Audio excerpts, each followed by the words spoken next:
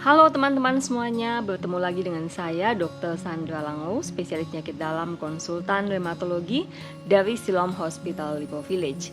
Saya sering menerima curhatan dari seorang penyandang asam urat kronis tentang kenapa kalau dulu serangan asam urat tuh biasanya cepat membaik. Dengan minum obat 1-2 hari akan membaik. Nanti pun kambuhnya setelah sekitar 6 bulan sampai dengan 1 tahun kemudian. Namun kejadian saat ini jauh berbeda. Jadi pada saat serangan asam urat tidak cepat membaik, butuh waktu bahkan 1-2 minggu ataupun 1 bulan baru membaik. Nah, kambuhnya pun lebih cepat. Kadang-kadang baru sembuh 2 minggu sudah kambuh lagi. Nah, mengapa hal ini terjadi? Teman-teman, kita harus pahami bahwa asam urat ini ada stadiumnya. Yang pertama yaitu stadium hiperurisemia asimptomatik. Pada kondisi ini, teman-teman memiliki kadar asam urat yang tinggi, namun tidak bergejala sama sekali. Nah, kemudian ada yang disebut dengan gout akut. Jadi pada kondisi ini teman-teman memiliki kadar asam urat yang tinggi, namun mulai sudah sering terjadi serangan asam urat atau radang sendi. Nah, pada stadium gout akut ini biasanya radang sendi ini terjadi sekitar 1 sampai dengan 2 kali dalam setahun. Nah, pada stadium ini teman-teman sebaiknya mendapatkan penanganan yang benar agar nanti tidak masuk ke stadium lanjut yang kita sebut dengan gout kronis. Kalau kita sudah mendapatkan penanganan yang benar pada stadium gout akut, jadi selain minum obat penghilang sakit pada serangan akut, nanti teman-teman harus mendapatkan obat penurun asam urat, misalnya allopurinol atau febusustat. Nah, obat penurun asam urat ini teman-teman memang harus konsumsi jangka panjang. Tujuannya agar kadar asam urat teman-teman tercapai di bawah 6 mg per desiliter.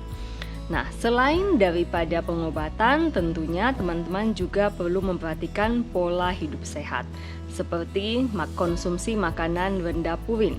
Jadi teman-teman tetap bisa konsumsi sayur hijau, sayur tidak mengandung banyak purin.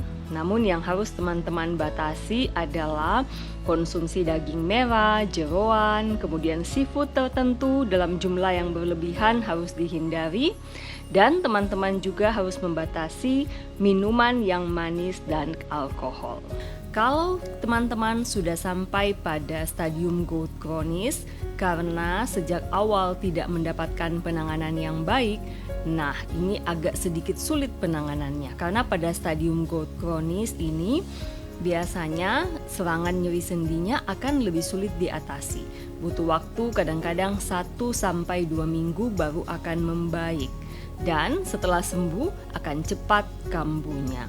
Nah, tentunya dari stadium gout akut sampai dengan gout kronis ini kadang-kadang berlangsung kurang lebih ya sekitar 5 tahun, 3-5 tahun, adapun yang nanti 10 tahun baru akan terjadi stadium gout kronis dan pembentukan topus. Nah, teman-teman sekalian, pastikan pada saat gout akut teman-teman mendapatkan penanganan yang optimal. Tujuannya supaya teman-teman jangan sampai masuk ke stadium gout kronis ini. Penanganan yang optimal tidak hanya minum obat penghilang sakit di saat serangan akut, tapi obat penurun asam urat harus dikonsumsi secara kontinu dan teman-teman harus memeriksakan diri ke laboratorium untuk cek darah asam urat.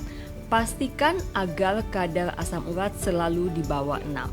Jadi ada istilah yang disebut dengan go for 6 dan ini harus berlangsung terus-menerus supaya nanti tidak masuk ke dalam stadium gout kronik yang akan mengganggu kualitas hidup teman-teman. Demikian penjelasan saya, semoga bermanfaat, sampai bertemu kembali.